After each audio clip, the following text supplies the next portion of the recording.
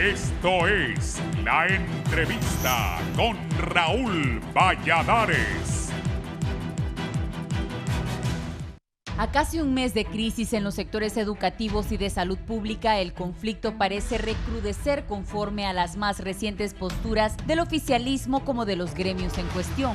La situación pinta a recrudecer cuando se anunció la incorporación de más sectores sociales a las medidas de presión, como sucedió con las auxiliares de enfermería, que este lunes paralizaron labores para sumarse a las protestas contra lo que aseguran es privatizar dichos servicios y no de mejorarlos como asegura la administración. En las últimas horas se repitió la toma de carreteras en al menos 75 puntos de 17 departamentos del país, en donde la instancia de diálogo continuó siendo el caos vehicular, las piedras y gases lacrimógenos por doquier.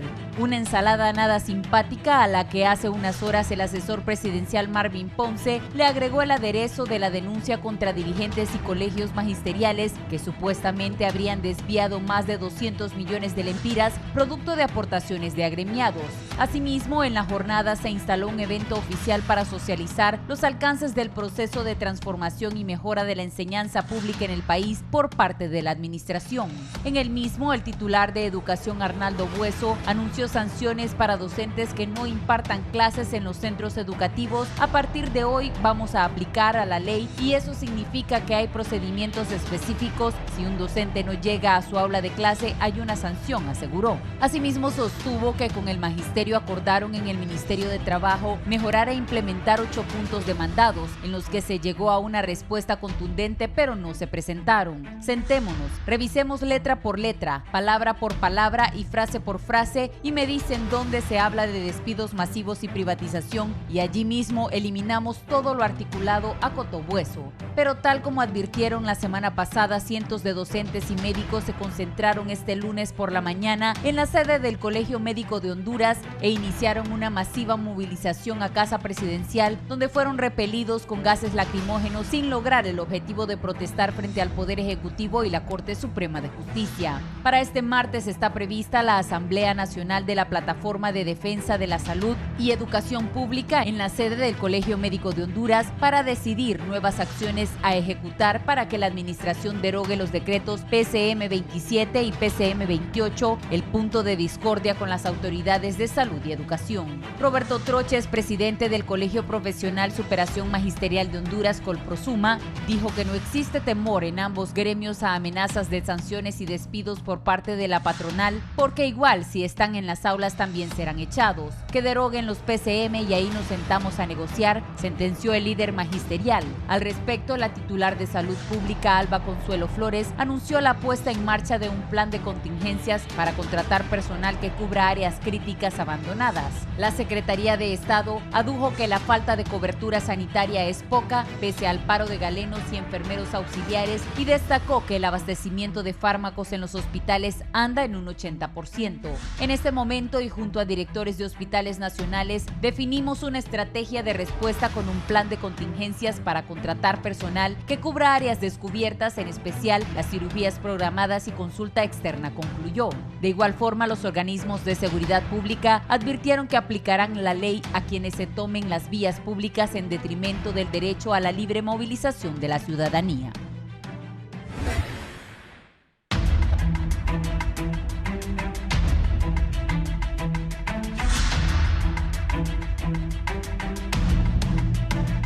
Buenos días, gracias por estar con la entrevista. Hoy vamos a hablar de este tema de educación y de salud. Tengo a dos hombres conocedores de diferentes temas de la vida nacional, pero también de educación. El ex viceministro, don Armando Uceda, maestro. Raúl, un placer siempre. Gracias. Don Julio Navarro. Julio. Mucho gusto, Raúl. Don Armando. Ustedes dos que saben de educación bastante, bueno, tenían 10 años los maestros, no más. Primero, como el segundo año, yo me recuerdo que en paz descanse el profesor Rafael Pineda Ponce era ministro de Educación cuando empezaron las... Entonces eso fue en el primer año de Mel, en el 2006. Y hoy estamos en 2019. O sea, tenían 13 años los maestros de no ir a la calle. Ya me acordé porque una vez el profesor Pineda Ponce me dijo, Raúl me dice, sí, profesor, vaya a hablar usted con los maestros. Y él era el ministro de Educación. Y yo, ¿qué les voy a decir? Entonces, tenían 13 años los maestros de no andar en la calle. ¿Por qué no se resuelve este conflicto, don Armando? Bueno, el problema, Raúl, aquí es un problema acumulado. 13 años de no salir y en el camino tenemos un problema que se está gestando, una semilla que se está sembrando y que radica en que los gobiernos, a partir del gobierno del presidente Maduro, se empieza a distorsionar la aplicación del Estatuto del Docente y los maestros paulatinamente... Perdón, ¿se acuerda que terminó el gobierno Maduro y un gran problema ahí que al final se medio solucionó? Sí. Sí, pero cuando empieza esta situación en el Estatuto del Docente hay un artículo muy claro que dejó el Congreso Nacional que dice los derechos de los docentes no pueden ser disminuidos, ignorados ni tergiversados. Y en la práctica empiezan a disminuirse los derechos, empiezan a ignorarse y empiezan a tergiversarse. A tal grado que los procesos de selección por la vía del concurso los apartan del camino y retrocedemos a los procesos en los cuales la selección por razones políticas prevalece. Los maestros también se contaminan de ese proceso y se acomodan. Pero empieza a ocurrir que en el presupuesto, durante más de 5 años, no se contempla la creación de plazas nuevas para contratar docentes y se acumula un desempleo masivo de docentes jóvenes recién graduados de las normales de la Universidad Pedagógica Nacional, de Pedagogía en la Nacional, y aparece la figura de ser interinos en el sistema, y todo esto se va acumulando, los jóvenes van sintiendo frustración y se van distanciando de la simpatía que pueden tener por el gobierno. Eso no tiene que ver nada, ni Maduro, el expresidente de Honduras, ni Maduro, el presidente de Venezuela. Quien nos haga creer lo uno o lo otro está equivocado. Ahora, ¿es esto un proceso de privatización? Pues lo cierto es que si no se aumenta la contratación de docentes en momentos en los cuales la tasa de crecimiento poblacional de Honduras sigue siendo positiva, entonces la gente va a recurrir a otros espacios si el gobierno no da esa atención. Pero por otro lado, Raúl, yo no vengo aquí a defender a los docentes por defenderlos. Se baja notoriamente en los últimos 10 años la inversión que el Estado hace en la capacitación permanente del docente y el mundo entero despega tecnológicamente. ¿Cuánto tiene ese teléfono que usted está usando? El iPhone aparece hace 10, 11 años. La tecnología despega enormemente, se pega, da una gran influencia a los sistemas educativos del mundo y nosotros dejamos de invertir sustantivamente en la capacitación de los docentes. Entonces, todo esto se va acumulando, Raúl, y llegan momentos en los cuales a nivel internacional se detecta que sistemas educativos como el de Honduras, modelos económicos como el de Honduras, conducen a un país que tiene las dimensiones del fracaso. Esto trae de contaminante también que los organismos internacionales no han visto en Honduras posibilidad de un cambio en el sistema educativo que vaya más allá de habilitarnos para hacer tareas agrícolas. Se hacen esfuerzos por parte del gobierno, pero no se hacen las inversiones en los docentes. Y usted puede tener la mejor iniciativa, pero si no invierte en la formación del docente, usted siembra una semilla que tarde o temprano le va a dar un fruto podrido. Mire, Jofayer. Sí, entonces, bueno, más adelante probablemente tenga la oportunidad en el programa para dar más aportes, pero yo creo que esto es un resultado de algo acumulado. producto histórico que debemos de cambiar. Estamos a tiempo. Descalificar a los docentes como descalificar a todo el que se acerca al gobierno es probablemente la peor señal que podemos dar, porque si no buscamos escenarios genuinos de diálogo, y subrayo la palabra genuino, ¿verdad?, en la cual sentémonos a dialogar, tú opinas, Julio opina, el otro opina, pero yo decido.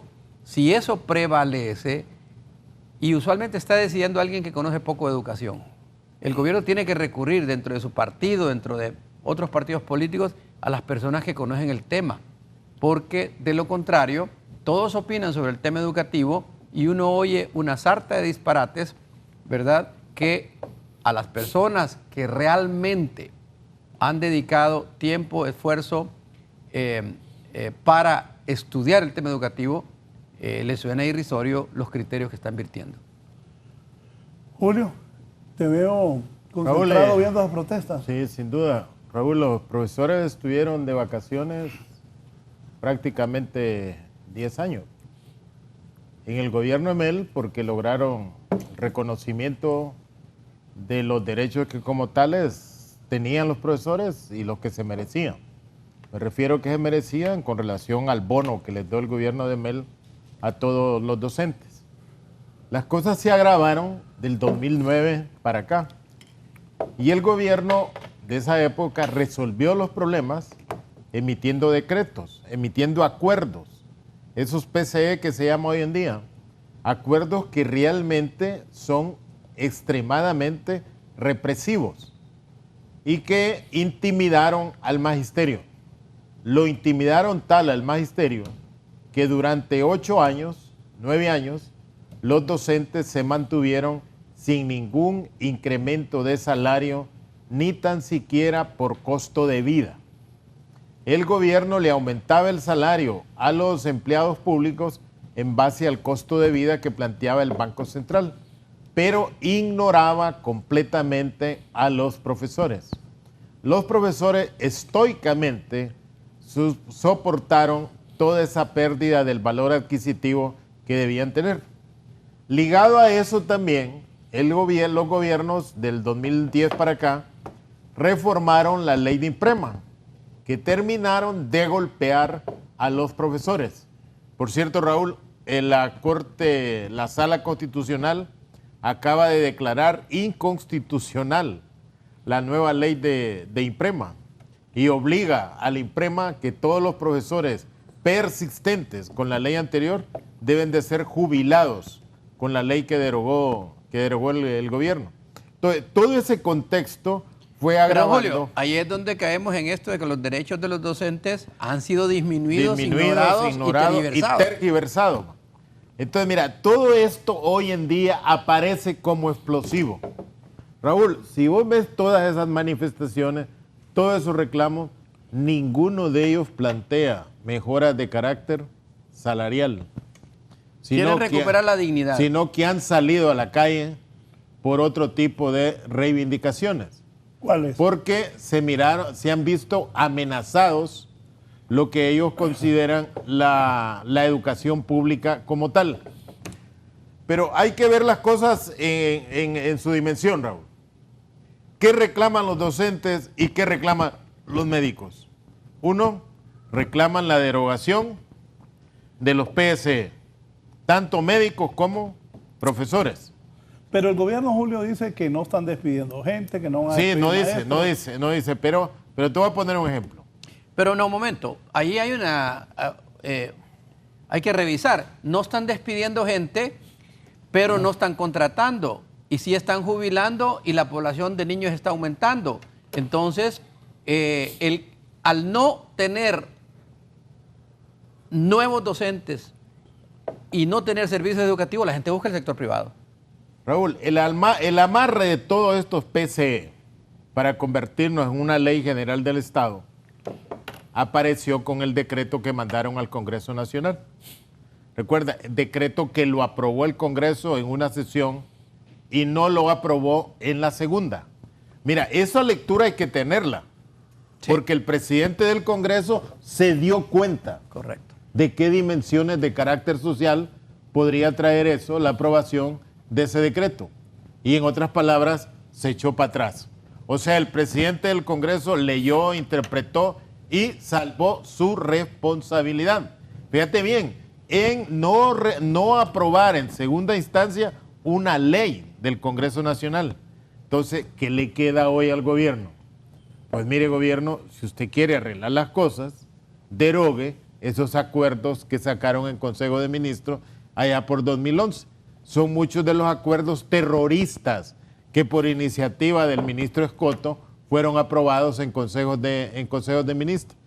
Los profesores han probado que en los últimos 11 años se han mantenido en las aulas de clase. No han abandonado las aulas por huelga ni por nada que se parezca. Entonces, esa cultura del cumplimiento de la disciplina laboral está dentro de los profesores. Entonces, ¿por qué mantener decretos que realmente son una amenaza a la estabilidad laboral de los docentes? ¿Qué otra cosa ven los profesores cuando hablan de que puede haber un sesgo de privatización? Don Armando Uceda lo decía. De 8%, Raúl, que se invertía de Producto Interno Bruto en 2009, hoy está 5.2%. Que por cierto, en el informe de ayer, la Comisión de Acompañamiento, Comisión Interventora, ignora ese dato. Entonces, eso demuestra que para el gobierno la educación no ha sido una prioridad, en la medida que ha reducido la inversión en educación, tanto en contratación de docentes, en infraestructura, como decía don Armando Uceda, en capacitación docente. Entonces, hay sospechas de parte del sector magisterial que esa reducción presupuestaria puede conducir a dejar espacios que lo ocupe un sector privado en educación. Sí puede ser. ¿Qué efecto ha tenido toda esa reducción presupuestaria? Que en el informe de ayer, por cierto, la Comisión de Acompañamiento o Comisión Interventora no lo dice. La matrícula en los últimos años se ha reducido aproximadamente en 553,000 niños en todos los niveles, tanto niños como jóvenes. Ese es un impacto enorme en la ascendencia. Pero es de esperarse si llevan 5 años, 6 años sin crear una tan sola plaza. Claro. En el Congreso Nacional, y quien formuló el último presupuesto llevó al Congreso esta iniciativa para corregir el presupuesto. ¿Qué hicieron hace 6 meses? Ahí era el momento en el cual tenían que hacer los correctivos. No hay concursos de docentes, el último fue un total fracaso. Entonces, Raúl, si vamos a parchar el sistema, podemos predecir sin dificultad que en 10, 15 años lo que vamos a tener es un sistema totalmente deprimido. Entonces, el presidente de la República, cuando ve todas estas situaciones difíciles, ya no puede confiar en los amigos. Raúl, ¿tú recuerdas que el presidente de la República a finales del año dijo que iba a remozar todo su gabinete? Sí. Que iba a cambiarlo. ¿A cuántos cambió? Rotó 3. Rotó 3. Y eso en términos de poder es correcto. Él no tiene más gente de confianza que lo pueda colocar en los cargos. Entonces, él ha buscado como iniciativa las comisiones de acompañamiento y de intervención. ¿Y qué ha pasado con estas comisiones de acompañamiento? Me refiero a la educación fundamentalmente. Esta comisión de acompañamiento apareció ahí por septiembre del año pasado. Mira, septiembre y estamos en el mes de mayo. Y entonces una comisión de acompañamiento en condiciones de emergencia. ¿Qué significa la palabra emergencia? Todos sabemos. Pero mira, estamos en el mes de mayo y uno se pregunta, ¿qué acción concreta para mejorar el funcionamiento del sistema educativo ha tomado la comisión de acompañamiento? Si la nombraron para que resuelva los problemas que sus titulares de educación y de salud no han podido resolver. Entonces, ahora nos viene la comisión de acompañamiento o de intervención con un diagnóstico que expusieron ayer, que con todo respeto para los que lo hicieron, ese es un refrito que usted lo saca de las web de los organismos internacionales y de FEREMA. De ahí jala, pone y jala y pone. Mire, que 7, 8 meses después nos vengan con un diagnóstico estilo refrito para decir que a partir de ese diagnóstico se va a actuar para resolver lo que el presidente llama una emergencia educativa, yo creo que no están haciendo realmente el trabajo para que fueron encomendados. En esa comisión de intervención hay algunas acciones, Raúl, en educación que no hay que inventarlas, ni hay que gastar tanto tiempo en diagnóstico. Uno tiene que distinguir cuáles son las acciones remediales que hay que tomar para que el sistema funcione y cuáles son las acciones de carácter estructural más a largo plazo que hay que tomar para enderezar el rumbo del sistema educativo.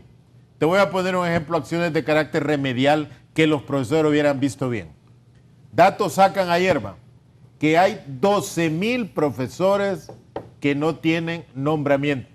12,000 profesores interinos. Que no lo permite la ley. Esa categoría de profesores interinos no lo permite la ley, porque la ley le dice que usted concursa por una plaza que existe, y los profesores, vía concurso, los nombran de esa plaza. ¿Qué hizo el gobierno? Se olvidó de los concursos para nombrar profesores sin concurso y los pone con la categoría de interinos. Una acción remedial de la comisión, ¿cuál debía haber sido? En 45 días, comenzaron en septiembre, en 45 días vamos a un concurso nacional de docentes, donde participarán todos esos profesores que se encuentran en categoría de interinos. Y al aprobar el concurso, se les acreditará la plaza en propiedad. Ahora, y además, ¿Y están a 12,000 plazas? Claro que tienen que estar porque los jubilados están. Lo que pasa es que aquí viene un tema importante. Julio, has puesto el dedo en la llaga. En el mes de diciembre, en el mes de enero, daba pena, tristeza platicar con jóvenes que han sido alumnos de uno brillantes de la Universidad Pedagógica Nacional, que estaban desde tempranas horas en el piso, sentados en la dirección tirados en la dirección departamental, esperando que alguien les echara una manito. Eso no lo tiene el estatuto, eso no está en la ley. No está. Entonces, eso es un atropello a la dignidad de la carrera docente en pleno siglo XXI. Y había en esos grupos personas que tenían 4 o 5 años de ser nombrados cada año interinamente, después de una batalla, entonces, de estar en la dirección departamental, y eso ocurría en todos los departamentos. Entonces, Raúl, ¿cómo no van a tener razón los docentes de pedir que ese sistema se limpie? Ahora bien, yo escucho que se detecta que el sistema está podrido, que todo está pasando, se dan cifras de los 10 años últimos, pero el equipo que está gobernando es el mismo de los últimos 10 años. Entonces, no nos vamos a detener aquí a satanizar si lo hicieron bien o mal, pero que no nos vengan a decir... ¿Que debieron haber tomado acciones concretas? Correcto, pero que nos vengan a decir que las soluciones, los paliativos que están poniendo y que de entrada, cuando uno escucha a muchos miembros de la comisión, encuentra en ambas comisiones un discurso confrontativo, satanizando maestros, satanizando médicos. Eso no va a ser solución. Claro. Se manda a esas comisiones con el propósito de tender puentes de diálogo, pero si nosotros vamos a hacer una trinchera, a acusar una y otra vez a los médicos y a los docentes, no estamos dando soluciones. Fíjense, Raúl, cuando se habla de privatización, si uno ve las cifras que el Fondo Social de la Deuda Externa de Honduras ha publicado, basado en los datos de la Secretaría de Finanzas del 2010 al 2019, va a encontrar que hay una clara tendencia de disminución del presupuesto en estos 10 años, y que se traduce en un 6.6% hacia abajo, en términos de porcentaje. Una cosa grotesca. Y en salud 3%, lo que da un 9% en la inversión social que se desploma. Y eso es cuando dicen que hay problemas en los hospitales, que pobrecitos. Esta es la razón por la cual en los hospitales hay problemas, porque esos 9 puntos aparecen en servicio de pago de la deuda externa como 8.74%. O sea, tomaron salarios que deberían corresponder a maestros, médicos, medicinas, hospitales, para pagar y aumentar deuda externa. Eso se llama privatización. Veamos una justificación. Solo esta. Buen día, Raúl. El gobierno del doctor Reina estaba de viceministro el doctor Armando Uceda. Estaba con Reina usted. Sí. Bien. El licenciado Isidro Pineda y la licenciada Roda Camero. De Dalí, en esta administración se crearon los mejores libros de texto para la enseñanza. Se impulsó la educación media y básica. Se dio la unidad del Colprosuma.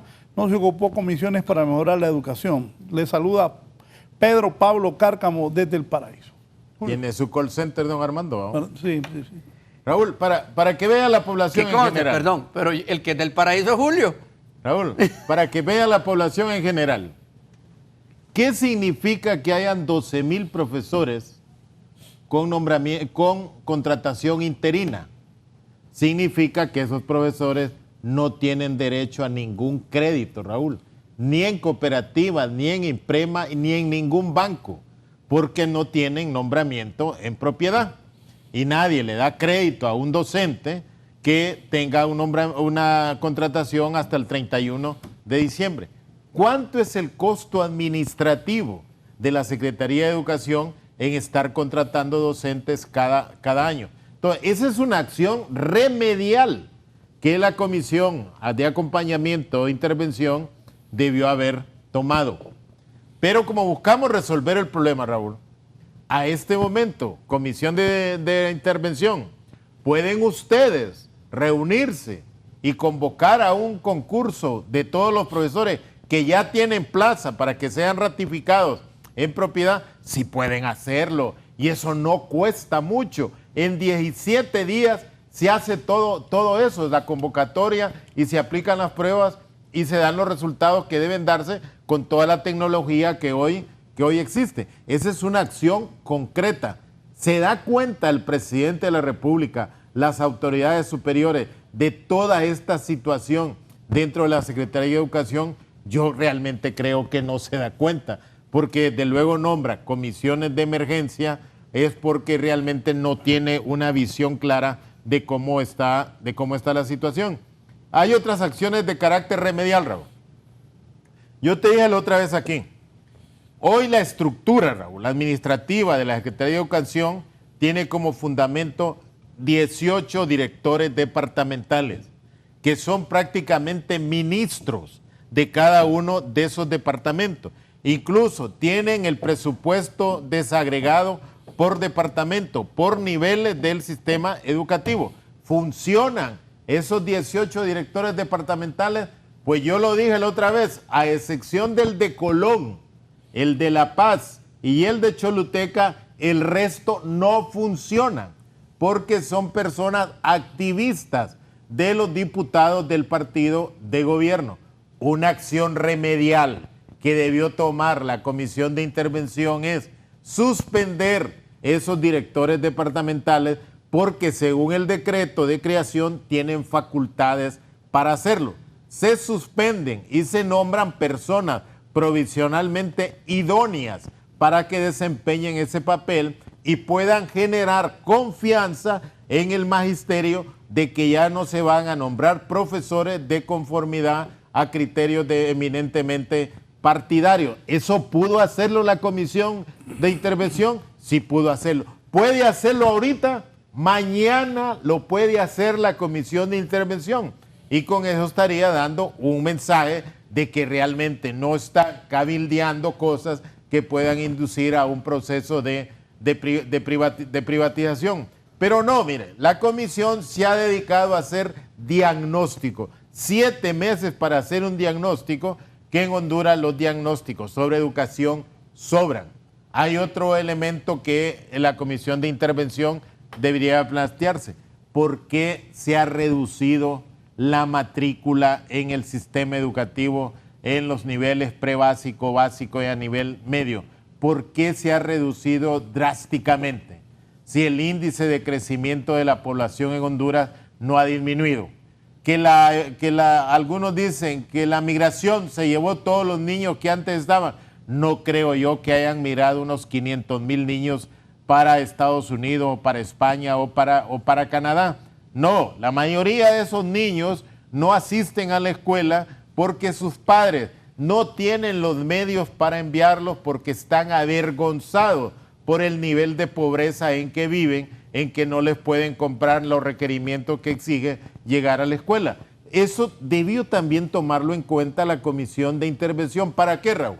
Para en aquellos municipios que tienen los más altos índices de pobreza pudieran recuperar la merienda escolar. Raúl, es realmente lamentable, deprimente ir a los municipios del sur de Francisco Morazán y del sur del Paraíso para no ir tan largo, Raúl, y ver aquella situación de extrema pobreza de los niños que los profesores hasta lloran cuando ven a aquellas criaturas que llegan. Óigame, no podemos hacer algo con la cooperación internacional. La cooperación internacional, escuché a una de las personas que dijo, les había donado 10 millones de dólares. Pues mire, un medio de recuperar la matrícula es dar merienda escolar a los niños que están en situación de pobreza. Que hay cosas estructurales que me introducir en la Secretaría de Educación, sin duda, pero esas cosas estructurales dan un poquito más de tiempo porque son más procesales. Pero las acciones remediales, puntuales, no las tomaron. Don Pablo Hernández en Villanueva Cortés. Don Pablo, buenos días. Buen día, licenciado Raúl. Un saludo a los panelistas que tiene ahí. Solamente quiero hacer algo puntual en cuanto al Congreso de la República. Fíjese que ellos principalmente ustedes cuando entrevistan al presidente del Congreso, él dice que está dispuesto a dialogar, a hacer una enmienda en lo que ya está hecho. Y yo pienso como hondureño, ¿por qué no se piensa primero qué es lo que se va a editar antes de enviarlo a que lo firme el presidente y no después querer hacer remiendos sobre lo que ya se hizo? Entonces, ¿cómo es posible que una persona con la capacidad de don Mauricio Oliva después venga a decir que tiene abiertas las puertas al diálogo? Yo creo que eso no es de una persona que ame el país, igual que los diputados que votan por estas leyes y que saben que son lesivas a quienes nos dan el pan de saber, a quienes atienden en los hospitales, porque muchos médicos atienden por amor, pero no hay una inyección, tienen que comprar tu jeringa. Yo hace unos 2 años llevé a mi hijo al hospital Catalino Rivas. Tuve que comprar lo que él necesitaba, ¿verdad? Y no había camilla. Entonces, no puede decir el gobierno que él está invirtiendo en salud y en educación cuando verdaderamente no es así. Nosotros somos padres de familia. Mis hijos fueron educados en escuelas públicas, pero es lamentable porque verdaderamente como padres tenemos que apoyar a los maestros a comprarles los insumos para que ellos puedan dar clases. Le agradezco por permitirme la participación. No, gracias a usted por su participación. ¿Comentarios? Fíjese que ha dado un elemento muy importante. Cuando usted va al Congreso con una iniciativa de ley, tiene que haber un proceso de concertación previa para que, producto de esa concertación, la ley no sea papel mojado. Bueno, el caso de la Ley Orgánica de la Universidad Nacional Autónoma de Honduras, se hizo una concertación intensa, todas las bancadas aprobaron, se formó una comisión de transición, yo tuve el honor de estar en esa comisión, pero llevábamos todo el respaldo político de todos los partidos políticos. Después de un proceso de 109 candidatos, se seleccionaron 9 y la ley llevaba legitimidad porque venía de ser concertada. Pero cuando viene usted y en el Congreso presenta una iniciativa y dice que no va a pasar y 24 horas después la aprueba y luego va al forcejeo político y empieza este estira y encoge de imponer la visión que tiene la presidencia del Congreso, entonces usted entra deslegitima lo que está haciendo. Afortunadamente, el doctor Mauricio Oliva hizo una lectura correcta y procedió de inmediato a frenar esa iniciativa. Ya nadie va al Congreso a manifestarse en contra de esto. Si nosotros, por eso creo que esta intervención es muy oportuna. Ahora, Raúl, yo diría que aprendamos un poquito de la historia. Mire, tanto los gremios como el Estado deben de pensar qué es lo que están haciendo los dirigentes magisteriales y qué es lo que está haciendo el presidente y su equipo. Quieren tener algún papel en la historia, ser recordados por algo trascendental. Si son nacionalistas, que recuerden al fundador del Partido Nacional, que parece que históricamente tenía un criterio muy positivo de la educación y tomó iniciativas para promover la educación. ¿Por qué no se van a leer la historia de su propio partido? En el caso, fíjense bien, de los gremios, que recuerden que fue, Julio, ayúdame, en el año 82 creo que fue, que el gobierno... Huelga por el Estatuto del Docente. Sí, huelga por el Estatuto del Docente, el gobierno liberal de Suazo Córdoba partió en dos pedazos a los gremios magisteriales. Teníamos 2 Colprosumas, 2 Prigmas, y pasaron 16 años, 18 años, totalmente en el ostracismo del magisterio, producto de errores de confrontación. Pero no hubo triunfador, porque ese gobierno debe ser recordado como un gobierno que frenó el ritmo natural de la historia evolutiva de la educación de Honduras con eso que hizo. Pasó el gobierno de Ascona sin trascendencia, dividió los gremios, pasó el gobierno de Callejas, negociaban centavos a la hora de clase, tú fuiste presidente del COPEN. Llegó el presidente Reina y al cierre de su gobierno, estando Carlos Flores en el Congreso Nacional, se sacó el Estatuto del Docente. Y yo recuerdo, porque estaba de subsecretario, que fui de los que trabajé en esto del estatuto, negociando por parte del gobierno. En el ascensor de Casa Presidencial, a solas, le pregunté al presidente Reina por qué Finanzas decía, la respuesta es siempre, no hay dinero, no hay dinero. Presidente, le dije, el estatuto está listo, hay una posición de Finanzas, y me dijo él, me tocó el hombre y me dijo, señor viceministro, yo quiero ser un presidente que le da dignidad a la carrera docente. Era costumbre el doctor Reina tocar, ¿verdad? Tocar, sí, dignidad a la carrera docente. Se me grabó eso, ¿verdad? Quiero apoyar la iniciativa del estatuto. Y se bajó del ascensor. Luego el Congreso lo aprobó. Hasta entonces pudo unirse al Colprosum, el PRICM y todo, producto de una conducción muy violenta de los años del 82. Pero eso duró hasta que llegó esta década y ya llevan 10 años de ostracismo que no se sentaban con autoridad alguna.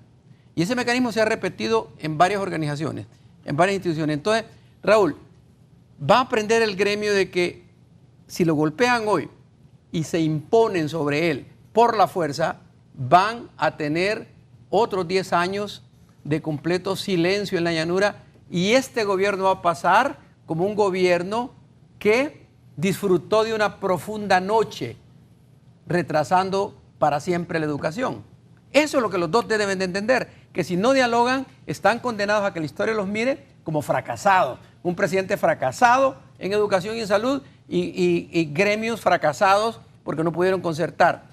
Pero tienen que poner a negociar en ese diálogo gente que genuinamente escuche al otro, no que agarre el micrófono y diga, tenemos a los maestros, hay maestros infiltrados, están engañados, son tontos, andan en la calle, ni tampoco dirigentes que digan, todo aquel que quiera ver en el gobierno un poquito de decencia, es enemigo del magisterio.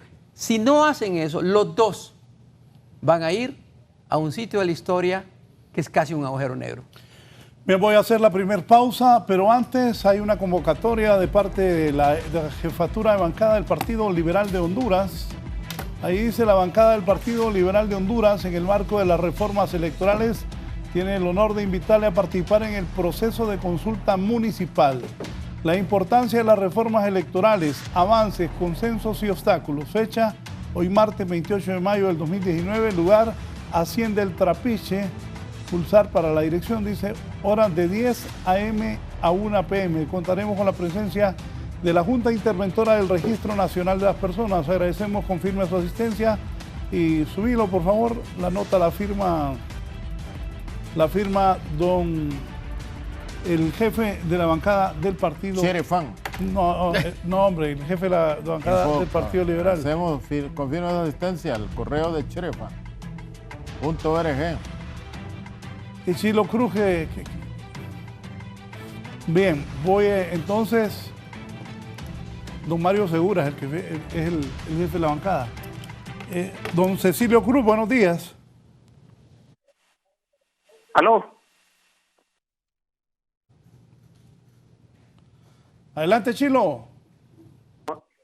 Muy buenos días, licenciado Raúl Valladares. Buenos días, licenciado Raúl Valladares. Quiero decirle que gracias, licenciado Raúl Valladares. Gracias. En primer lugar, quiero decirle de que esa invitación es firmada por el jefe de la bancada del Partido Liberal, el ingeniero Mario Segura. Él es el jefe de la bancada. Y en segundo lugar, felicitar al licenciado Julio Navarro y al doctor Armando Euseda.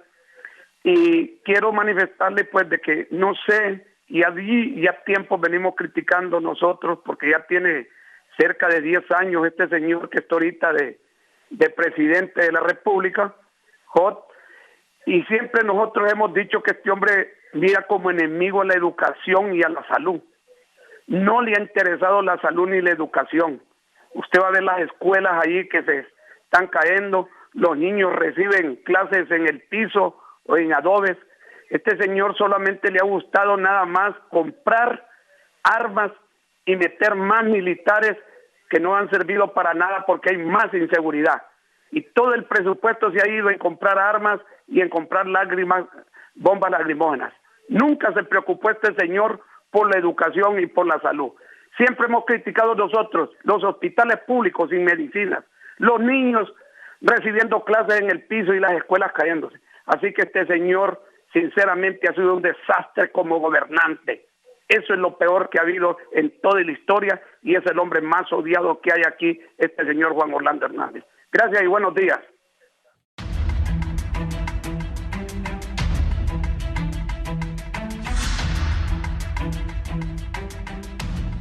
Buenos días, continuamos. Bueno, y entonces, ¿cómo se va a resolver esto? Ya voy a pasar a la universidad también. Y aquí estoy con 2 catedráticos universitarios. Ya está tomada la universidad. Les decía yo que uno no puede meter un hijo a la Universidad Nacional porque no hay clases nunca. Sí. Otro problema. Hoy se inicia el segundo periodo y la universidad tiene algunos edificios tomados en este momento, no por problemas internos de la universidad, sino porque a nivel nacional lo podemos percibir, no solo en salud y en educación, hay un escenario político extremadamente conflictivo. Las reformas electorales, cada ley que se trata de aprobar en el Congreso. Vaya, es una polémica. usted que fue viceministro y que es catedrático, los maestros en la calle, los maestros de educación primaria, educación secundaria y la principal universidad tomada. ¿Cómo estamos? Bueno, es una situación que hay que enfrentarla, es la realidad que está viviendo el país. No es por causas imputables directamente a la universidad, pero la universidad no puede ser una isla. El Consejo Universitario, con extrema cautela, ha estado tomando medidas para que los periodos académicos se concluyan y hasta la fecha lo ha logrado. Pero a diferencia de otros momentos en los cuales la universidad era tomada por problemas internos dentro de la universidad, en esta ocasión la razón principal es que algunos sectores de los estudiantes universitarios están solidarios con los problemas que están teniendo los maestros y los médicos. La Facultad de Medicina se toma desde hace varios días y es lógico, Raúl. Ayer se tomaron los estudiantes de la Universidad Pedagógica el Boulevard y la Universidad Pedagógica por un par de horas y es lógico porque ellos saben que su futuro empleo depende de lo que se logre concertar. Entonces, no estoy justificando que las tomas se hagan, estoy poniendo que hay un contexto nacional que su solución va más allá de las posibles respuestas que tengan a su interno las autoridades universitarias, porque forman parte del contexto nacional. Ahora, Raúl, viendo el contexto político del país, La pista de Puerto Lempira es que tienen tomada también. Raúl, viendo el contexto político del país, ¿le conviene al gobierno mantener esto? ¿O me reuniría yo hoy con el Consejo de Ministros y derogo todo esos PCE? Derogo los PCE y llamo a las dirigencias, como dijo don Armando Uceda, a consensuar cuáles son las reformas Genuinamente. que deben de hacerse. Mira, y ir allí sin sospechas, sin agenda oculta. En educación, ¿qué necesitamos hacer? Enumerémoslo. ¿En cuánto tiempo? Y hacemos un cronograma. ¿Cuáles cosas son más a largo plazo? También planteémoslas. Y así con el alto nivel de transparencia. Lo mismo con los médicos. Porque yo sí creo que hay que hacer algunas reformas de carácter gerencial, que no nos han funcionado tanto en educación como en salud.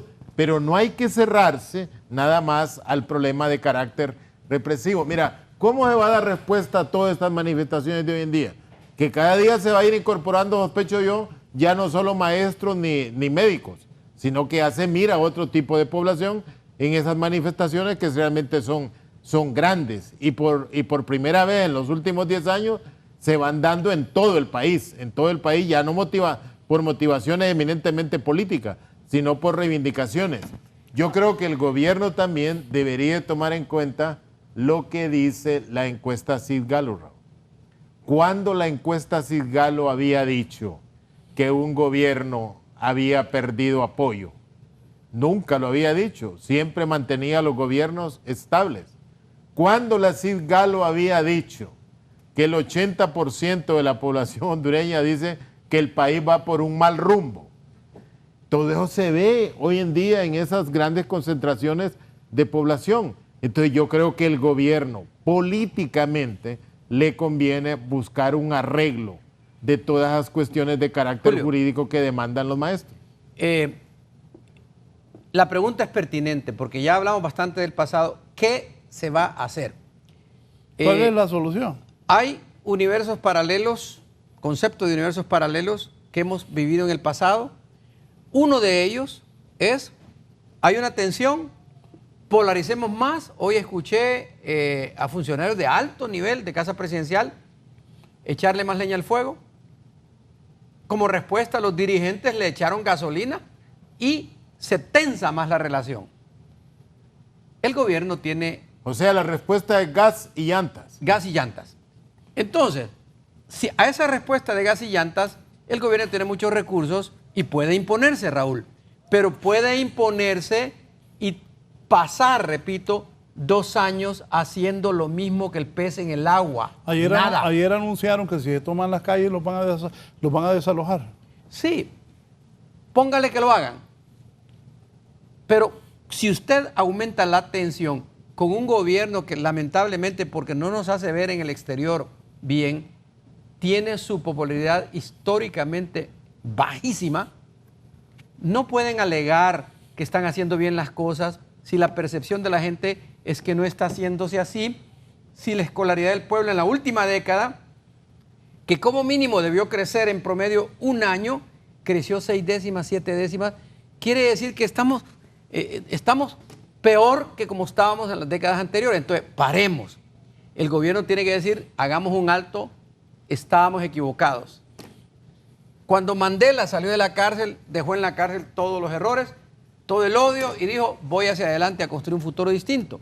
Entonces, hagamos eso. Escuchemos a los maestros y a los maestros pongan un actor genuino de diálogo para que puedan entenderse. Porque en ese escenario de poner más tensa la cuerda, todos vamos a perder. Usted va a perder, Raúl. Claro. Julio, su servidor, los niños van a seguir perdiendo, los hospitales van a seguir perdiendo, los pacientes van a seguir perdiendo, los médicos, y el gobierno lo va a perder todo. Porque lo peor que puede ocurrirle es que los historiadores levanten su pluma y empiecen a escribir que el atraso del año 2040 a 2050 tiene su semilla, su genética de odio en una represión que se hizo a los sectores sociales en este gobierno. y que tiene su genética de fracaso en dirigencias que polarizaron a tal extremo que era irreconciliable esto. Ahora, Julio ha dado una salida que a mí me parece que es razonable. El tema de que diga, leamos la letra de los acuerdos ministeriales, a ver si ahí se menciona la palabra privatización, no es, eso es una cosa absurda ponerse a buscarlo ahí, porque la privatización está en lo que mencionamos, en que se baja el presupuesto en salud y en educación y se aumenta el pago de la deuda externa, y si nos vamos a ver las cifras, hay un crecimiento del sector privado en educación gracias a que no hay inversión en educación. Entonces, que hay privatización, le pueden dar un canto de sirenas a otros, pero hay efectivamente acciones que conducen a la privatización. Clara, se está haciendo con el sistema educativo lo que se hizo con Hondutel, que se destruyó. Entonces, recuperémonos, señor presidente, hagamos las cosas, reflexionemos, no solo escuche al círculo que le dice que todo está bien, que va a pasar a la historia por estas cosas que está haciendo. Porque le dice que esto es financiado por Maduro. Por Maduro. No, hombre, cuando alguien dice que es financiado por Maduro se está riendo del presidente. Riendo del presidente y de nosotros. Pero creo que con el equipo que tiene, diciéndole esto, no va a salir adelante. Hay que ayudarle todos, porque el país es de todos.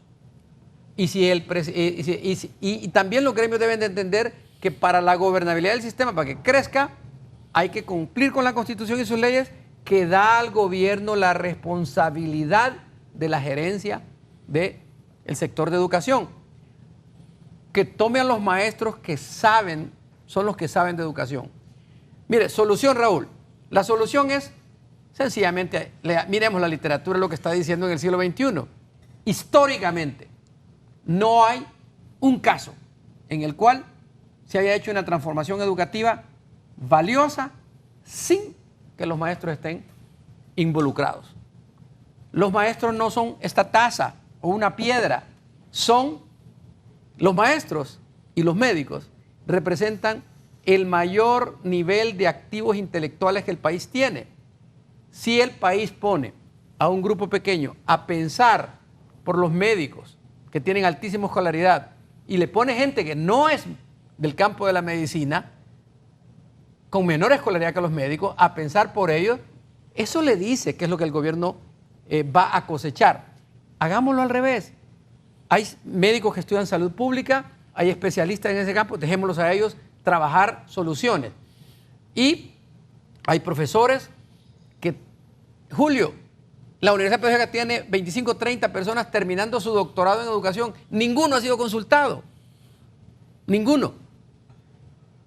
Claro que hay personas notables, amigos de nosotros en esas comisiones, que podemos decir nosotros que conocen el sistema educativo. Pero la mayoría tiene que dar paso a que lo hagan los que saben. Yo diría que una solución agregada es leer un poco de la historia. Cuando el MIT se vino encima, yo recuerdo, ahí nació el grupo de cooperantes internacionales. Pero hay dos actores en la cooperación internacional que en este momento podrían incorporarse a grupos de consulta genuinos. Uno de ellos es UNICEF. UNICEF tiene un discurso genuino en educación. Los demás, no digo que los demás no sean genuinos, pero más responden a sus intereses en las cooperaciones bilaterales. UNICEF tiene gente que conoce el sistema que podría traer expertos. El otro es UNESCO, con todo y que UNESCO puedan decir que tiene su burocracia y todo y que responde, ayuda a los gobiernos, pero en estos conflictos se puede incorporar gente de ese nivel que ayude a moderar mesas de debate, me parece a mí. Alguien va a decir, pero ¿por qué recurrir? Permítame, es que lo veo con dudas con lo que usted está diciendo. No, de acuerdo, Armando. Incluso, Armando, la Fundación Maduro tiene buenos aportes investigativos aquí. Si hay fundación, de todas las 1000 fundaciones de educación que hay en Honduras, que yo tomaría en cuenta, es la Fundación Ricardo Ernesto Maduro, que ha hecho aportes muy importantes. Trabaja con políticas, honra la memoria de un joven. Yo tuve el privilegio de platicar con don Ricardo Maduro cuando estaba iniciando la fundación, y yo le vi al presidente Maduro, que no era presidente, un interés genuino de pensar el tema de la educación. Los productos que daba... Estoy de acuerdo. El presidente Maduro pensaba en eso. Entonces, los aportes que da esta fundación son documentos doctrinarios, casi todos están en este diagnóstico. Sí. La página que estoy abriendo ahorita del diagnóstico es de los trabajos que cada año hace la fundación. Pero te decía yo, eso que presentaron ayer es un refrito. Y no por ser refrito es malo, pues. Sí. Sino, el problema es que han gastado 8 meses en hacer eso y no dar respuestas concretas a la crisis que los mandó el presidente de la República a resolver. Correcto. Raúl, yo sigo apostando. Ya Oliva demostró que con echarse para atrás ante una ley que genera conflictividad social, es preferible el costo político de hacerlo. Oliva retrocedió. Pero yo creo y en eso los diputados estuvieron de acuerdo. Ahora, ¿por qué el presidente de la República, los ministros, también no pueden derogar unos acuerdos que tienen menos dimensión impositiva que lo que es un decreto del Congreso Nacional? De hecho, perdón, Julio, diagnóstico que está citando el gobierno se los hizo la UNESCO. La UNESCO tiene un instituto de planificación en Buenos Aires que saca documentos muy buenos. Y aquí lo confirman, la Oficina para América Latina del Instituto Internacional para la Planificación de la Educación de la UNESCO fue la que le puso, coleccionó todos estos documentos y les ayudó a preparar el Plan 2030. Que no hemos tenido chance de hablar del Plan 2030, que es una buena iniciativa, pero yo, después de 2 lecturas que le he hecho, encuentro que este plan tiene el problema de que estamos educando al hondureño en el siglo XXI para que viva en el siglo XX. Esto... ¿Cómo fue eso? Nosotros estamos planificando educar al hondureño del siglo XXI para que viva en el siglo XX. Todavía. No, todo el mundo añora el siglo XX. Imaginen si don Armando Uceda y don Julio Navarro, que saben de esto, porque aquí, por eso los traigo, porque saben... Mire, aquí no hay mucho de tecnología. De hecho, está tan grave la cosa que en economía CEPAL acaba de sacar un documento y el presidente de México acaba de sacar una iniciativa donde dice que va a ayudar al Triángulo Norte y al sur de México, ¿verdad? Y yo recuerdo con tristeza haber leído la gran fábrica de... Mire, es la Universidad Nacional. Claro. Qué pesar, hombre. Qué pesar, sí. ¿Habría tomado? Sí. Ustedes dos que son maestros, educadores, que saben de esto, por eso los he traído. Imagínense. ¿Qué hacemos? Sí. Totalmente de acuerdo. Sí. La gente debería estar, no solo en la universidad, en primaria, en secundaria, en clases. Raúl. Pero las condiciones tienen que generarse. Volviendo a esto... Solo denme un minuto para que Giovanni me dé un panorama de qué es lo que ha pasado. Giovanni. Buenos días, licenciado Raúl Valladares. Tal y como usted lo dice, nos encontramos en la principal casa de estudios en la Universidad Nacional Autónoma de Honduras. Varios edificios. Buenos días, joven. Las causas por las que se han tomado varios edificios. Buen día. Ok, buenos días. Nosotros somos estudiantes de la carrera de Ingeniería Civil y pues la causa es porque tenemos un problema de espacio. Se nos ha quitado el lugar donde hemos estado, que ha sido el 3er piso del edificio D1 y ha sido asignados a otros departamentos, a otras carreras, y a nosotros pues de hecho al principio hasta se nos iba a quitar lo que era la biblioteca y un centro de computación que está ahí para convertirlo en aulas. Pues estuvimos ahí en constantes reuniones, estuvo la asociación con el decano y con jefes de departamento y pues hasta ahora no hay, en varias clases no hay aulas asignadas, perdón. Y en algunas otras están una en un edificio, otra en otro edificio. Entonces, por lo tanto, hoy nosotros decidimos que como no nos dieron solución todo este tiempo que estuvimos de vacaciones, estuvimos en reuniones y no se solucionó, ahora se ha llegado a la conclusión de tomar. ¿Van a tomarse todos los edificios o solamente los que están hasta el momento, unos 2? Solamente los que, como ingeniería civil, nosotros tenemos clases como este, porque se llevan las primeras clases, los de matemáticas, y también porque están los departamentos que están en esta situación, ¿verdad? Y esos son los edificios. Solo el D1, el F1 y el B. Estudiantes de ingeniería. De ingeniería civil, sí, todos nosotros. Bueno, gracias. Es uno de los jóvenes que está pues en esta acción en la Universidad Nacional Autónoma de Honduras.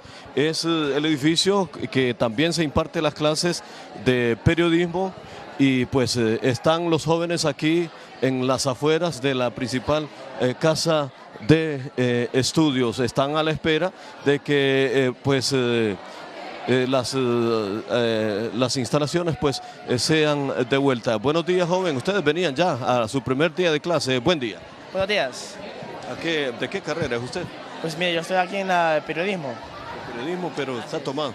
Así es, mire, me encontré con eso. Lamentablemente yo venía con todas las ansias de venir a estudiar para nuestro primer día y nos encontramos con el edificio tomado. Aunque le diré que no solo en este edificio tengo clases, tengo en los otros, pero espero no encontrarme con este inconveniente.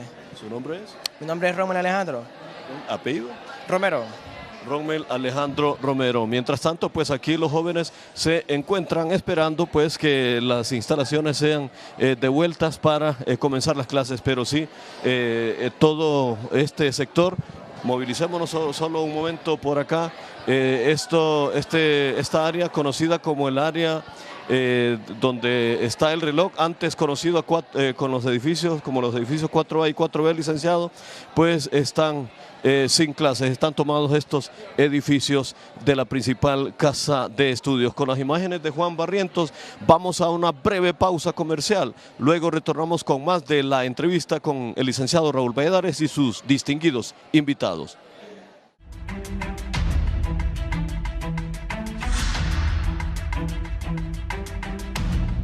Continuamos. Para mejorar la calidad de la educación, el elemento central es el maestro.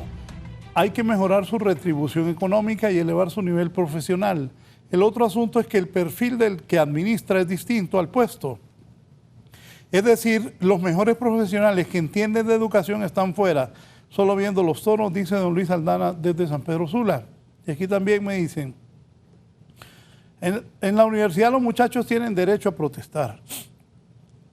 Pipa de edificio administrativo y los estudiantes, ¿qué ondas? Hule. Así reacciona la gente. Fíjate, Julio, Raúl, hay un joven chileno, un joven profesor universitario chileno, educado en Inglaterra, en Barcelona, Cristóbal Cobo, que en este documento solo hay una cita de él y se ignora. Cobo hace un análisis claro de por qué nosotros debemos en América Latina pensar en formar el ciudadano del siglo XXI y necesitamos el Internet, necesitamos que el docente pueda procesar, ser un curador de la información, pueda hacer búsquedas con pensamiento crítico y nada de eso se menciona que se va a hacer, sino que los edificios hay que volverlos a construir porque se abandonaron 10 años. ¿Quién los abandonó? Bueno, probablemente nunca lo vamos a saber. Y no se toca.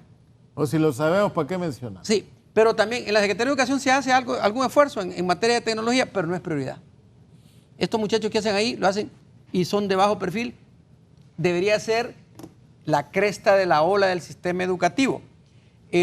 Esta revolución de la enseñanza hay que ponerla al servicio de los alumnos, pero para eso hay que capacitar a los docentes.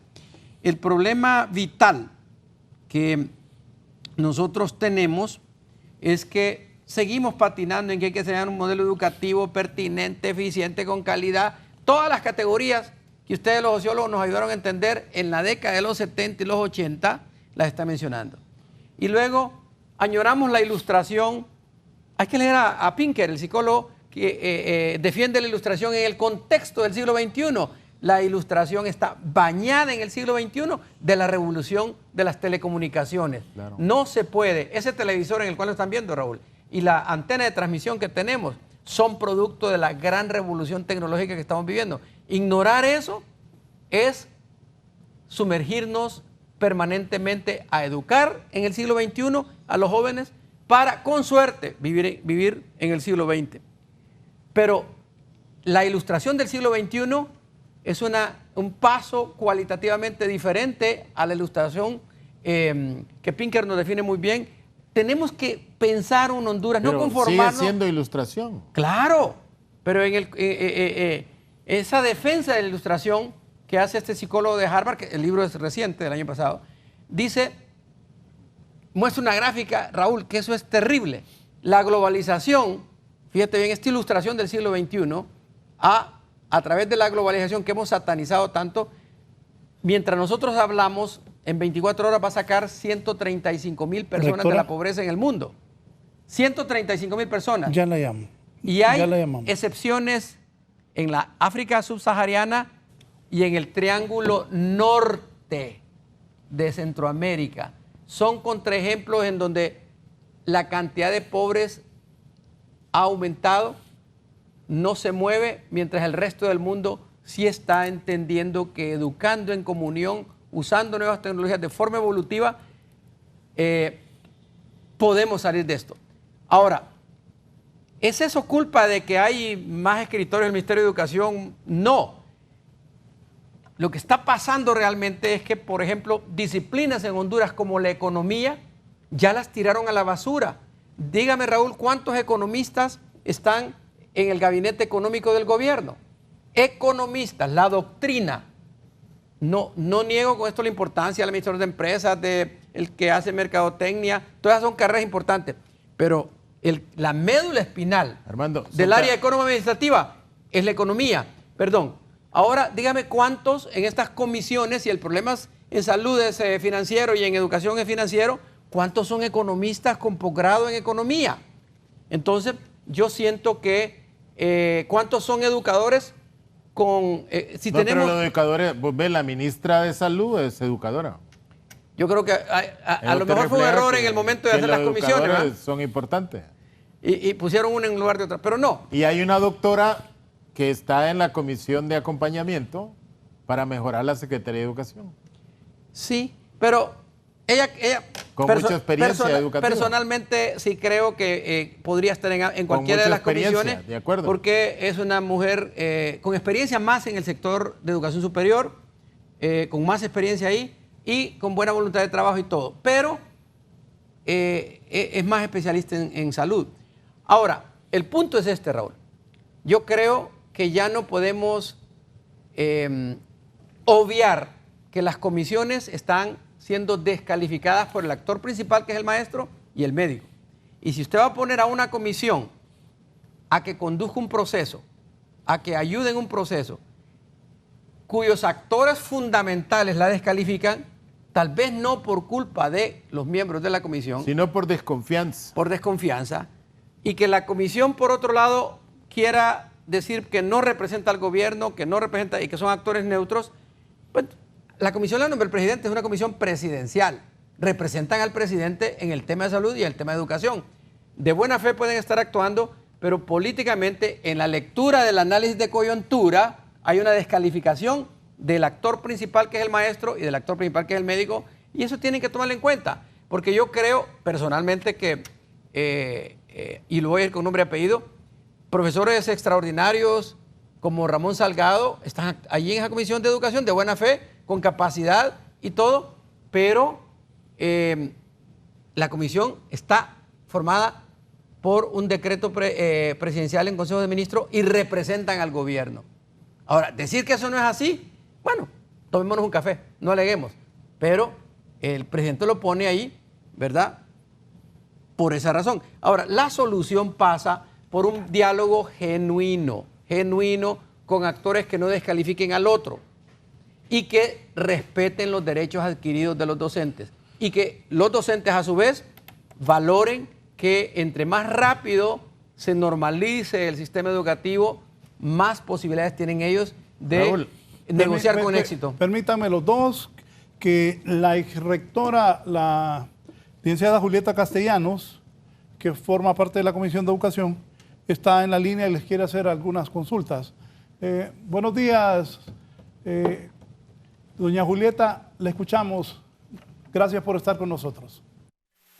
Muy buenos días, un saludo a sus distinguidos panelistas. Los he estado escuchando en esta ocasión y en otras. Y yo tengo algunas preguntas para ellos porque los dos han sido actores importantes en el sistema educativo nacional. El licenciado Julio Navarro ha sido del grupo de conducción de la Universidad Pedagógica Nacional, del grupo que decide aspectos claves, aspectos importantes de esa universidad, y el actual director de posgrado de la universidad, el doctor Armando Uceda, ha sido viceministro de Educación y también ha sido vicerrector de la Universidad Pedagógica Nacional. Yo siempre me he preguntado cuál es la responsabilidad de la Universidad Pedagógica en la formación docente y por qué siempre guarda silencio en estos conflictos. ¿Por qué la Universidad Pedagógica guarda silencio cuando se evalúan a los docentes y salen reprobados en matemática y español? ¿Cuáles han sido los planes que ha tenido la Universidad Pedagógica para poder superar la formación docente? He escuchado todos estos años al doctor Uceda plantear que estamos formando al profesional en el siglo XXI para que vive en el siglo XX. Yo creo que a principios del siglo XX todavía. Y en ese sentido, el doctor Uceda fue viceministro de Educación en el gobierno del presidente Flores Facusé, cuando ya la computación y ya Internet y todo ya estaba instalado. No sé si en ese momento hubo un análisis prospectivo de lo que se venía, digamos, a nivel mundial, porque cuando uno es autoridad universitaria o es autoridad de esos niveles, digamos, asiste a cónclaves, asiste a eventos internacionales donde se ve el país y el mundo 50 años, 100 años adelante. Entonces, cuando uno ha sido autoridad, pues tiene esa posibilidad y también tiene límites. Uno como autoridad puede soñar, pero no siempre puede implementar. Y esa es una frustración que a veces se lleva precisamente por muchas cuestiones de orden administrativo. Pero yo siempre he visto la Universidad Pedagógica muy distante de los temas educativos, como institucionalmente, y sobre todo muy distante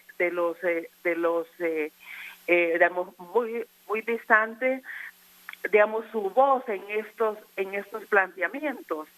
He escuchado que, digamos, que están reclamando la presencia de los 30 doctores que tiene la Universidad Pedagógica, digamos, en estas comisiones de educación.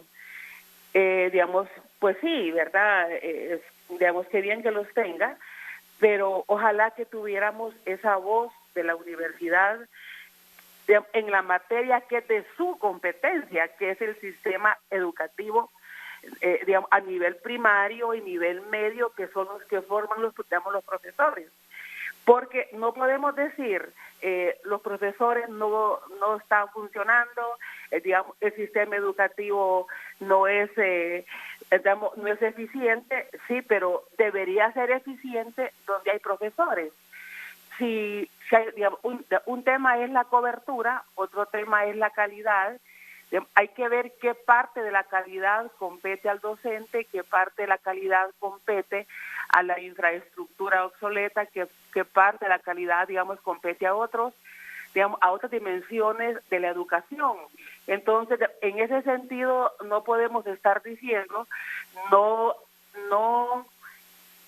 es eficiente el sistema educativo, no pasa a los estudiantes, cuando los colegas que están en el panel son los que forman profesores en la Universidad Pedagógica Nacional. Entonces, en ese sentido, nosotros quisiéramos tener una visión también crítica de ellos hacia la formación docente, y no solo crítica hacia el gobierno o crítica a las comisiones. ¿Cuál es la posición crítica a la formación docente?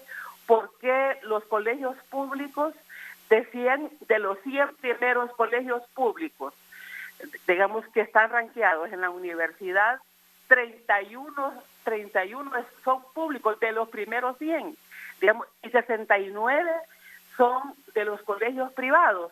Digamos, yo creo que eso es lo que tiene que ver, digamos, el sistema educativo.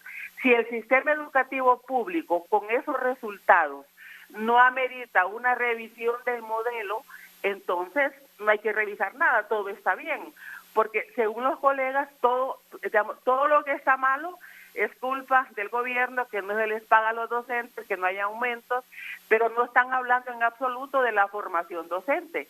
Y ese es el ámbito de la competencia de las universidades donde ustedes trabajan también. Gracias a Raúl, licenciada Julieta Castellanos. Yo creo que la rectora ya se sacó la faja contra la pedagógica. Ya se la había sacado contra el colegio médico. Aquí no estamos hablando de la formación de los docentes. Yo creo que debía haber un programa amplio sobre eso para ver cuáles son las limitaciones en perspectiva que tiene la formación de docentes y están cumpliendo. Ya la rectora anteriormente había dicho que el sistema de salud no funcionaba por los médicos. Entonces, como que hoy vengamos a culpar que la formación de los médicos tiene que ver la autónoma, porque ahí vienen todos los médicos. No, es un problema de gerencia. Y la gerencia, ¿quién es responsable? Si un profesional es eficiente o no, no es quien lo formó, sino quien administra el proceso, porque el tipo de administración del proceso tendrá las exigencias. Yo veo una cosa también, Raúl, en esto. Mira, el presidente de la República nombra comisiones para resolver problemas, porque los titulares no tienen la capacidad o la competencia para hacerlo. Pero fíjate que las comisiones han venido a involucrarse en el conflicto. En vez de llevar paz, en vez de acercar las partes para encontrar soluciones, han sido parte del conflicto. A mí me parece que las agresiones que la rectora hace al colegio médico, hacia los profesores y todo eso, eso no ayudan y no le ayudan al gobierno. El gobierno quiere que le ayuden a resolver el problema que tiene esas manifestaciones en la calle que ponen en peligro la credibilidad o la legitimidad del gobierno para resolver problemas. Rectora, no es sacándose la faja para ver a quién le pego de que usted va a solucionar los problemas de Honduras. Es involucrándose, dando ideas generadoras, no confrontando. Hay otros que ya confrontan y que lo hacen muy bien para confrontar, pero yo creo que nosotros mal haríamos en hacer eso. Nosotros estamos en provisión de buscar acuerdos. Cuando yo digo que es el diagnóstico de un refrito, pues sí, y un refrito no es malo, pues. Si yo sé dónde ir a consultar, dónde traer la mejor información y ponerle en el documento que yo hago, eso no es malo, eso es incluso inteligente hacerlo. Pero que yo también digo que hay comisiones que nombraron para hacer cosas puntuales, remediales, y que no las han hecho. En educación llevan 8 meses, rectora, y no han hecho ninguna de esas medidas que deberían de hacerlo para que el magisterio no ande ahí por las calles. Que 8 meses después de que los hayan nombrado, vengan nada más a dar un informe y ninguna acción concreta en un decreto de emergencia, y todos sabemos lo que es emergencia, que los nombró el gobierno. Entonces, si no tienen capacidad de decisión o si tienen trabas de parte de los titulares de la Secretaría, pues habría que decirlo. Pero mire, estar culpando, sacándose la faja para quien encuentro adelante, a mí me parece que incluso no le queda bien a usted, rectora. Rectora, ¿le escuchamos? Sí, digamos, yo creo que... ¿Aló? ¿La estamos escuchando? Sí, yo creo que el licenciado Navarro está evadiendo el debate, y se está yendo por la grosería, ¿verdad? En el sentido de hablar, digamos que es un refrito, que no se ha hecho nada de la descalificación. En este sentido, nosotros estamos planteando los problemas del sistema educativo. Los problemas del sistema educativo no solamente es el conflicto que hoy está planteado. Si creemos nosotros que ese es el problema del sistema educativo, entonces estamos viendo el tema de los PCM del 2011, 2012 y 2015. Nosotros hemos sido llamados a una comisión para plantear una transformación del sistema educativo.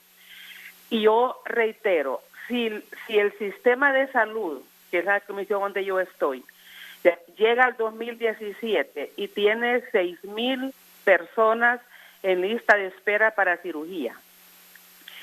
Y tiene más de 100,000 pacientes en lista de espera para citas.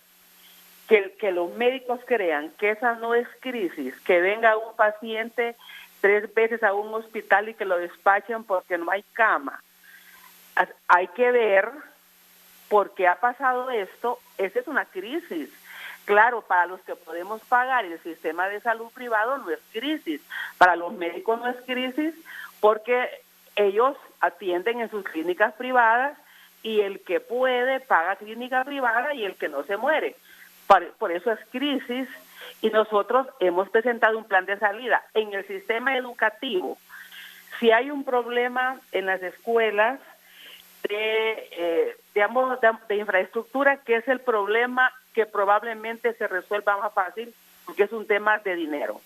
Si hay un problema de ajustes que probablemente igual se resuelva más fácil porque es un problema de dinero. El verdadero problema del sistema educativo es la calidad del sistema educativo. Ese es el problema. Y eso es el debate al que yo estoy llevando. Esa es la calidad del sistema educativo. Pero en reiteradas veces que se aplican pruebas a los docentes y que la calidad del docente, y los docentes inclusive, nosotros lo vivimos en la Autónoma y el doctor Euseda sabe, porque estaba en la comisión de transición, cuando la comisión de transición hace el convenio con Harvard para que los profesores entren a unas capacitaciones para elevarlos en el lenguaje del doctor Euseda a profesores del siglo XXI, se fueron los docentes a una huelga.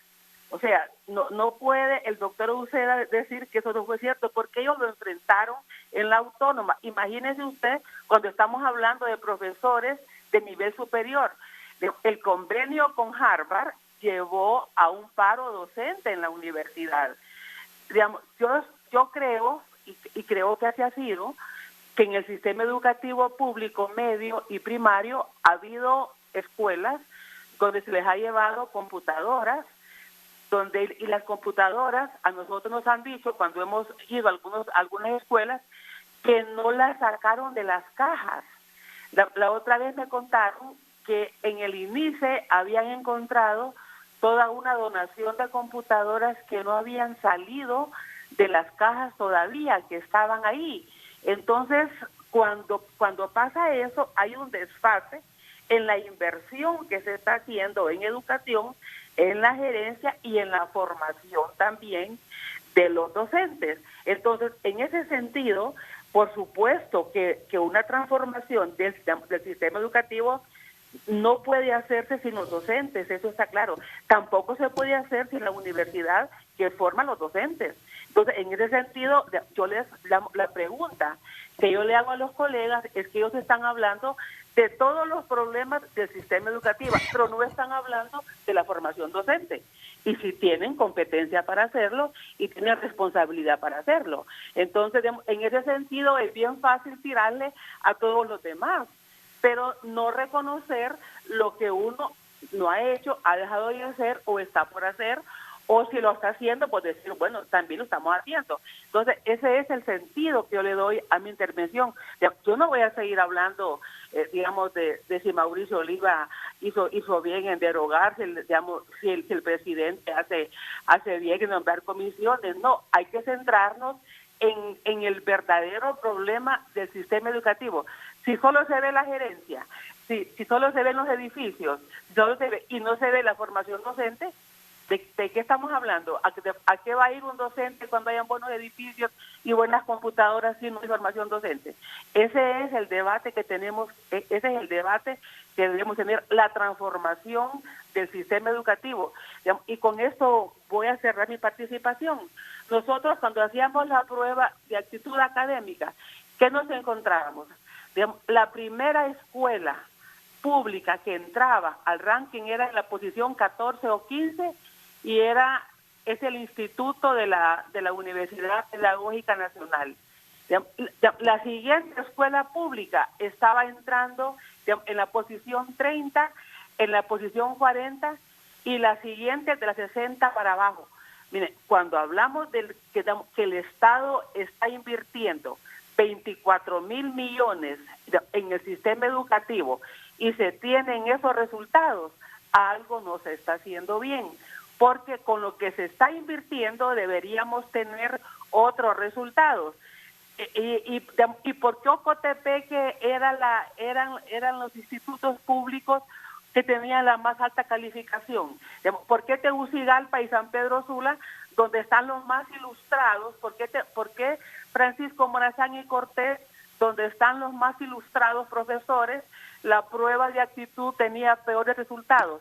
¿Por qué los mejores estaban en Comayagua o estaban, digamos, en Ocotepeque? Eso hay que revisar el sistema educativo, pero no únicamente estar planteando que la culpa es de la gerencia, que la culpa es, no, hay algo más que eso, y eso es lo que hay que invitar a un debate. Digamos, yo le agradezco mucho que me haya dado este espacio, porque sí, me parece que es correcto que uno plantee todas las dimensiones, los problemas de gerencia, los problemas de corrupción en el sistema, que en los dos sistemas hay corrupción. ¿Y esa corrupción de quiénes son? De los políticos que nombran por clientelismo, de los empresarios que les venden y quieren beneficios, y también de algunos dirigentes que igual quieren prebendas, y en esto no es nada nuevo, porque tampoco es un refrito. Eso ya se sabe, ¿verdad? Que de los sectores que son corruptos en el país, de los que se han beneficiado, y ojalá que eso se resuelva, porque es parte del problema que hay en este país. Pero sí me parece que es correcto que planteemos todas las dimensiones y no únicamente, digamos, la gerencia, los PCM, y vuelve el PCM. Vamos al fondo de este debate. No son los PCM, es la calidad del sistema educativo. La rectora, estamos ya finalizando. Cerramos. Doctor Eusebio. Bueno, Julieta es una amiga de muchos años, la exrectora. Julieta, te tengo buenas noticias. Tú te graduaste en la Escuela Superior del Profesorado, ahora Universidad Pedagógica, Julio Navarro también, y tu servidor también. Si tan mala fuera la formación de los docentes, no estarías hablando allá, ni Julio estaría conmigo acá. Algo hace la Universidad Pedagógica que está haciendo bien, que nos ha permitido a nosotros crecer y a todos sus egresados. Pero la buenísima noticia es que ni la Universidad Nacional Autónoma de Honduras ni la Universidad Pedagógica Nacional en este momento forman parte del problema de la educación y de la salud. Forman parte de la solución, Julieta. Los graduados en este momento de la Universidad Pedagógica Nacional son excelentes alumnos, graduados con calidad, como lo son mis alumnos de física en la Universidad Nacional. Las dos universidades estatales están haciendo bien su trabajo. El problema es que un graduado de la Universidad Pedagógica Nacional tiene que irse a sentar en la dirección departamental temprano en la mañanita para conseguir un trabajo, y eso no depende de la Universidad Pedagógica. Que defienda la Universidad Pedagógica quien dirige la Universidad Pedagógica, pero sí puedo decirles que en la conversión, que al inicio del programa señalamos que era fundamental, no solo lo que hace la pedagógica, sino la educación continua en la formación de docentes. Y efectivamente hay que entrarle al problema de la formación inicial de docentes. Ya se le asignó a las universidades estatales que trabajen en ese tema, y recordar también que en el artículo 160 de la Constitución dice que la Universidad Nacional Autónoma de Honduras es la responsable de todo el nivel, no solo de educación superior, no solo de la Universidad Nacional, sino de las 20 universidades, y que todo plan de estudio que sirve de norte para formar un docente en Honduras como licenciado en pedagogía o como graduado de la Universidad Pedagógica Nacional es aprobado por el Consejo de Educación Superior, que tú presidiste, Julieta, y del cual yo era miembro, y leíamos los planes y poníamos toda la presión para que se hicieran bien. Claro que hay errores en Harvard, hay errores en MIT, hay errores en la Universidad de París, y las debe haber en nuestras universidades. Pero no incluyamos como parte del problema a las instituciones que están haciendo bien las cosas. Yo tengo constancia de que en la Universidad Nacional en este momento se está trabajando con extrema pasión. Tú eres profesor de la universidad, estás trabajando con extrema pasión, El rector está haciendo un magnífico trabajo de conciliación con los estudiantes que van a conducir a elecciones, que van a permitir integrar un consejo universitario, que es una deuda que tenemos desde hace 12 años, integrar a los estudiantes. Y vamos a lograrlo. Y vamos a tener una universidad nacional más dinámica, más democrática, para beneficio de la juventud que formamos. Tú hiciste un gran trabajo como rectora y espero que entiendas que en este mensaje estamos dejando claro nuestra posición como profesionales y personalmente hemos conversado estos temas. Te digo, comparto con Julio Navarro que esas comisiones en las cuales tú estás participando y están participando otros amigos tienen el problema de que los maestros y los médicos no le dan la credibilidad y no la ven como legítima porque representan a un gobierno que los ha golpeado duramente a los médicos, a los docentes, y ese es el nudo gordiano. Si esas comisiones se hacen a un costado, van a ayudar a resolverlo. No creen que ustedes estén descalificados como profesionales, van a ayudar a resolverlo y todos tenemos que entender que en momentos en la vida ese es el mejor paso que debemos dar. Raúl, una aclaración. Gracias, Raúl, doctor. La rectora dijo que yo le estaba haciendo burras a Oliva. Yo puse a Oliva como ejemplo. Es que lo hizo correcto. Que derogó una ley que traía conflictividad. Y yo dije que ese mismo ejemplo debía de seguir el presidente de la República. Oliva lo hizo tal vez para crearle condiciones de gobernabilidad al presidente. Pero eso es cierto, pues. Eso con eso no doy burras. Y últimamente yo creo que, Raúl, vos estás en deuda de traer aquí a hacer un debate sobre formación de docentes y de profesionales. Ahora, la rectora inteligentemente los últimos 20 minutos lo intervino para desviarnos del problema. Fue la tercera panelista. Estábamos hablando del problema por qué la gente anda en las calles. Y no el problema si la formación de docentes es buena o es mala. Pero qué bien, rectora. Usted desvió el objetivo durante los últimos 25 minutos. No, pero yo siempre disfruto platicar con ella. Yo siempre disfruto conversar con ella, debatir con ella. Y fue la tercer panelista y bienvenida. Bien, gracias a ambos. Así está el tema de la huelga de maestros y el tema de educación en el país. Usted, fórmese sus propias conclusiones. Hoy don Armando Uceda, don Julio Navarro y la rectora Julieta Castellanos, que participó por teléfono. Gracias, buenos días.